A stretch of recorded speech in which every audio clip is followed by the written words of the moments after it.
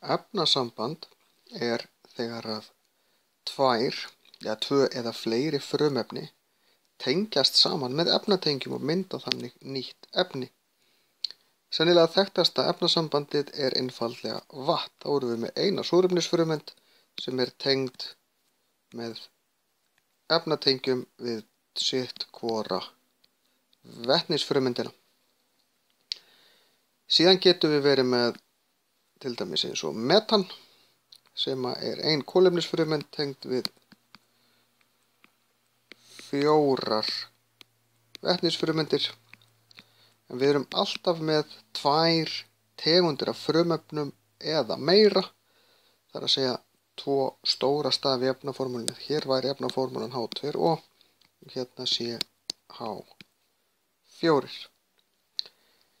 Það er líka til eitthvað sem heitir tvítengi. Þá komast 2 tengi hérna á milli en það myndast ekki hér. Því að hvert frumefni hefur alltaf ákveðna tengigetu. Eins og þið sjáuð sem dæmi hér þá er vetni alltaf tengt bara við 1, súrefni alltaf við 2 og kolefni 1, 2, 3, 4.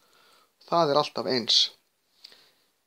Ég get svo sem sýnt ykkur tvítengi í þetta er kolefni og svo tengjum við það við 2 súrefnisfrumeindir, þá myndast 2-falt tvítengi.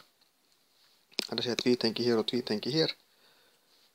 Efnaformúlan á þessu er CO2 sem er koldíoxíð.